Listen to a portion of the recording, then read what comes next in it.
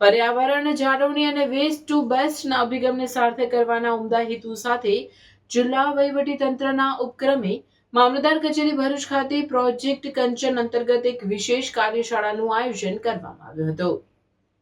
મામલતદાર ભરૂચના માર્ગદર્શન હેઠળ યોજાયેલી આ કાર્યશાળામાં નાગરિકોને રસોડાના ભીના કચરામાંથી સરળ રીતે કમ્પોસ્ટ ખાતર કેવી રીતે તૈયાર કરી શકાય તેની વિસ્તૃત માહિતી સાથે પ્રત્યક્ષ નિદર્શન આપવામાં આવ્યું હતું.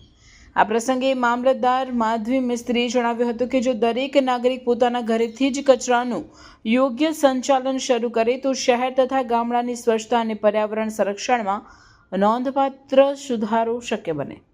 કંચન પ્રોજેક્ટનો મુખ્ય ઉદ્દેશ્ય કચરાને સંપત્તિમાં પરિવર્તિત કરી પર્યાવરણનું રક્ષણ કરવાનો છે. કાર્યશાળા દરમિયાન પ્રોજેક્ટ કંચનને વધુ વેગ આપવા માટે 100થી વધુ નાગરિકોને કમ્પોસ્ટ બિન તથા કમ્પોસ્ટિંગ કિટનું વિનામૂલ્યે વિતરણ કરવામાં આવ્યું હતું. આ કાર્યક્રમમાં Inner Wheel club of Bharuch, moms of Bharuch સહિતની સામાજિક સંસ્થાઓના પ્રતિનિધિઓ, વિવિધ વિભાગોના અધિકારીઓ, સામાજિક કાર્યકરો તેમજ મોટી સંખ્યામાં ભરૂચના જાગૃત નાગરિકો ઉપસ્થિત રહ્યા હતા.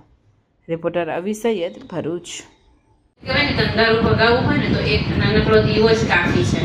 એટલે સાહેબે આવું એક સ્વચ્છતાનો દીપ પ્રગટાવ્યો કે ઘર ચોખ્ખું રાખીએ, આપણે આપણી ઓફિસ ચોખ્ખી રાખીએ અને ધીરે ધીરે આખું શહેર ચોખ્ખું થાય. તો એની પહેલમાં લગભગ ઘણી સંસ્થાઓ જોડાઈ, અમારી સાથે લોકોએ સાથ આપ્યો અને એક મુહિમ બનતી ગઈ. અત્યારે આ બધા કલેક્ટર ઓફિસ તરફ આવ્યા ત્યારે તમને રસ્તામાં ચોખ્ખો રસ્તો, પછી પેઇન્ટ કરેલા ઝાડ, સરસ લેમ્પ પોસ્ટ, આ બધું દેખાયું. આ 6 મહિના પહેલા નહોતું. અને આ બધું કલેક્ટર સાહેબના સતત માર્ગદર્શન અને સ્વચ્છતાનું જે વિઝન છે ને એમના કારણે આ બન્યું.